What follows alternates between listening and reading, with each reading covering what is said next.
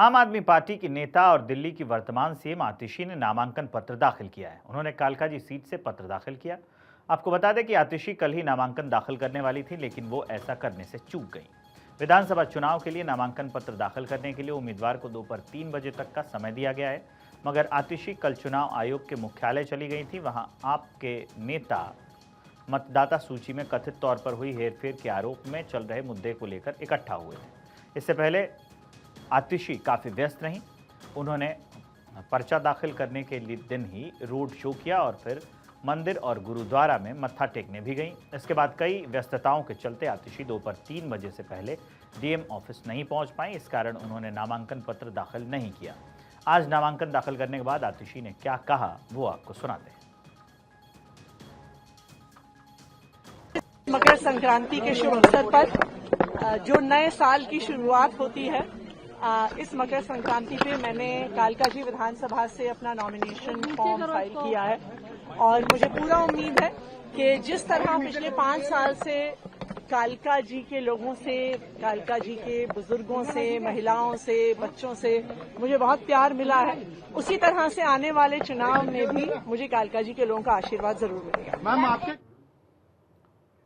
कालकाजी विधानसभा seat और दिल्ली की मुख्यमंत्री आतिशी का कनेक्शन क्या है, वो आपको बता देते हैं। दिल्ली की मुख्यमंत्री आतिशी वर्तमान में कालकाजी से विधायक हैं।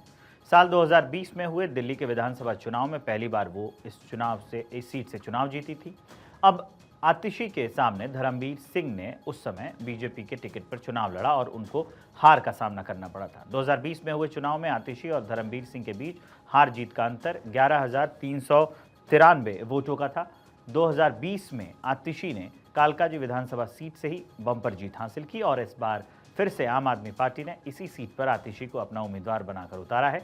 हालांकि इस बार के चुनाव में कांग्रेस और बीजेपी दोनों ने अपने उम्मीदवार बदल दिए हैं, लिहाजा कालकाजी विधानसभा सीट पर मुकाबला भी पहले की तुलना में ज्यादा दिलचस्प हो गया है। दरअसल कालकाजी विधानसभा सीट पर इस बार आम आदमी पार्टी की तरफ से आतिशी चुनाव मैदान में है, जबकि बीजेपी ने इस बार के चुनाव में रमेश बिधूड़ी को कालकाजी विधानसभा सीट से उम्मीदवार बनाकर उतारा है। वहीं कांग्रेस के टिकट पर कालकाजी विधानसभा सीट से अलका लांबा चुनाव मैदान में है। कुल मिलाकर इस बार कालकाजी विधानसभा सीट पर कड़ा मुकाबला होने वाला है। ऐसे में आतिशी भी पूरी तैयारी के साथ चुनाव मैदान में डटी हुई हैं और आज आतिशी ने नामांकन किया। दूसरी तरफ कालकाजी विधानसभा सीट से कांग्रेस के टिकट पर चुनाव लड़ रही अलका लांबा ने भी आज ही अपना नामांकन किया है। दिल्ली के विधानसभा चुनाव में बढ़ते घमासान के बीच सीएम आतिशी की मुश्किलें बढ़ गई हैं। नामांकन से ठीक पहले उनके खिलाफ एफआईआर दर्ज की गई है। यह एफआईआर आचार संहिता के उल्लंघन के आरोप में रिटर्निंग अफसर के दर्ज कराई है। आतिशी पर निजी कार्यालय के लिए सरकारी व्हीकल का प्रयोग करने का आरोप है। सीएम आतिशी के खिलाफ चुनावी कामकाज में सरकारी गाड़ी के इस्तेमाल के आरोप में मुख्यमंत्री आतिशी के खिलाफ रिटर्निंग अफसर ने शिकायत दर्ज कराई है। दिल्ली पुलिस ने बीएनएस की धारा 223 के तहत एफआईआर दर्ज की है। आरोप है कि 7 जनवरी को पीडब्ल्यूडी की गाड़ी से प्रचार सामग्री पहुंचाई गई। आचार संहिता लागू होने के बाद मंत्री या मुख्यमंत्री चुनावी कामकाज के लिए सरकारी गाड़ी का इस्तेमाल नहीं कर सकते। बता दें कि दिल्ली में विधानसभा की सभी 70 सीटों पर एक ही चरण में 5 फरवरी को वोटिंग होगी। इसके नतीजे